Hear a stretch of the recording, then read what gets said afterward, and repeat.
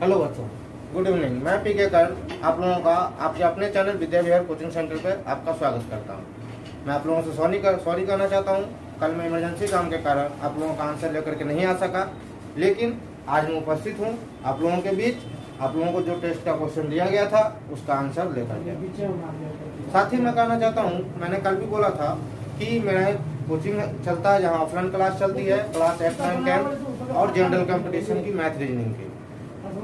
तो उसका मैंने बताया था आप लोगों को कि 19 अक्टूबर से एक बैच स्टार्ट हो रही है क्लास 10th के लिए, जिसका नाम महा मैराथन बैच रखा जाता है। यह हर साल स्टार्ट होता है।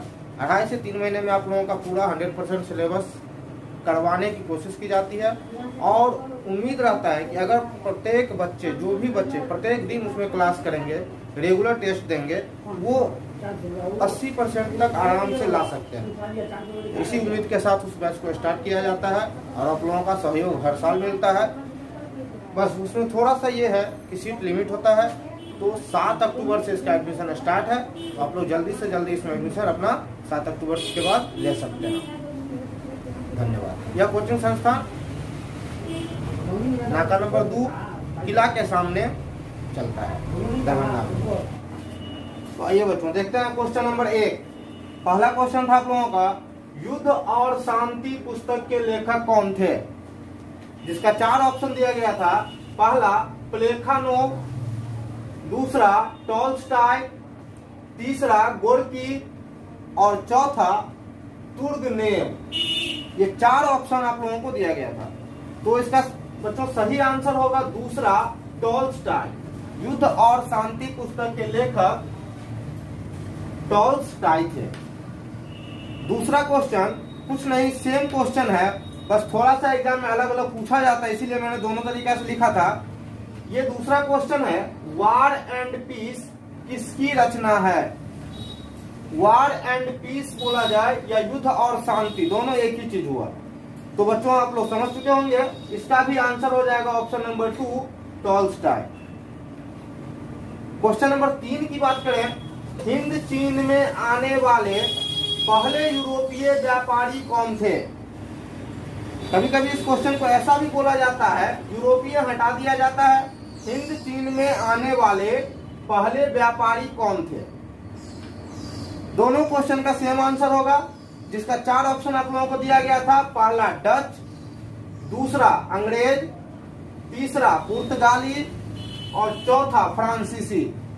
तो बच्चों आप लोगों ने पढ़ा होगा कि सबसे पहले हिंद चीन में आने वाले पहले व्यापारी कहिए या यूरोपीय व्यापारी ये पुर्तगाली थे। इसके बाद डच आया था, जिन्होंने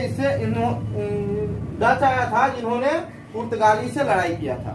तो इसका सही आंसर होगा पुर्तगाली। अगला क्वेश्चन है, the history of the loss of Vietnam के लेखक कौन थे? तो इसका ऑप्शन मिला था आपको 4, जॉन वेन, जॉन फोर्ड कपोल, तीसरा जॉन बोईजाओ और चौथा फान चू त्रिन। तो बच्चों the history of the loss of Vietnam के लेखक थे फान चू त्रिन। इसका ऑप्शन नंबर 4 होगा। क्वेश्चन 5 की बात करें, जेनेवा समझौता किस वर्ष हुआ था? तो इसका ऑप्शन आप लोगों को मिला था, पहला 1945 में, दूसरा 1946 में, तीसरा 1954 में और चौथा 1973 में। तो बच्चों इसका सही आंसर होगा ऑप्शन नंबर 3 1954 में। मैं इससे आगे बढ़ने से पहले आप लोगों को बतला दूं कि ये जो भी क्वेश्चन आप लोगों को टेस्ट में दिया जाता है वो इस हिसाब से सेट किया जाता है या दिया जाता है जो कि एग्जाम पर्पस से हो। आप लोगों को इससे बहुत ज्यादा फायदा होगा। मैं उम्मीद करता हूं कि आप सभी जो वीडियो को देखते हैं वो इस क्वेश्चन को नोट करते होंगे, जो क्लास 10th के स्टूडेंट हैं, और उसका सही आंसर लगा के उसे याद करते होंगे सही ऑप्शन के साथ, ताकि एग्जाम में आप एक बार उसे रिवाइज कर लें तो आप देखेंगे कि क्वेश्चन में ये सभी क्वेश्चन इससे मिलते जुलते या ये डायरेक्ट आपको मिलेंगे सामने। इसी उम्मीद के साथ मैं आगे बढ़ता हूं क्वेश्चन नंबर 6 की ओर। आइए बच्चों देखते हैं क्वेश्चन नंबर 6। क्वेश्चन नंबर 6 है आपका, होवा होवा आंदोलन किस प्रकृति का था? होवा होवा आंदोलन किस प्रकृति का था? इसका ऑप्शन है आपको, पहला क्रांतिकारी, दूसरा धार्मिक, तीसरा साम्राज्यवादी समर्थक और चौथा इनमें से कोई नहीं। अब इस चार ऑप्शन में देखिए, किसी ने क्रांतिकारी को सही बतला रहा है, किसी ने धार्मिक को। मैं क्लियर करना चाहता हूं कि आपके बुक में दिया हुआ क्रांतिकारी धार्मिक। हुआ हुआ आंदोलन किस प्रकृति का था? तो क्रांतिकारी धार्मिक। अब अगर ये ऑप्शन में दोनों साथ में होता तो वो होता आंसर, या ऑप्शन ऐसा होता पहला और दूसरा तो वो होता आंसर, पर यहाँ दोनों अलग अलग है और एक ऑप्शन दिया है इनमें से कोई नहीं, तो इसका सही आंसर हो जाएगा इनमें से कोई नहीं, चौथा।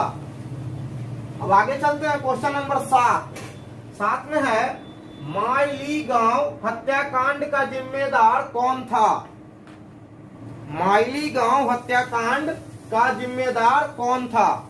जिसका 4 ऑप्शन आपको मिले हैं, पहला चीन, दूसरा वियतनाम, तीसरा जापान और चौथा अमेरिका। तो मैं बतला दूं, क्वेश्चन नंबर 7 यानी कि माइलीगांव हत्याकांड का जिम्मेदार कौन था, तो इसका चौथा ऑप्शन सही होगा, अमेरिका। आगे क्यों बढ़ते हैं, क्वेश्चन 8, वियतनामी राष्ट्रीयता के जनक कौन थे? वियतनामी राष्ट्रीयता के जनक कौन थे? जिसमें 4 ऑप्शन आपके पास हैं, पहला फान बोई चाओ, दूसरा बाओ डोई, तीसरा ऑप्शन क्वांग दे और चौथा हो ची मिन्ह। तो बाबू इसका चौथा आंसर सही होगा, हो ची मिन्ह। अगला क्वेश्चन है, नई आर्थिक नीति का जनक कौन था? इसके 4 ऑप्शन आपके पास थे, पहला कार्ल मार्क्स, दूसरा स्टालिन, तीसरा लेनिन और चौथा ट्रोट्स्की।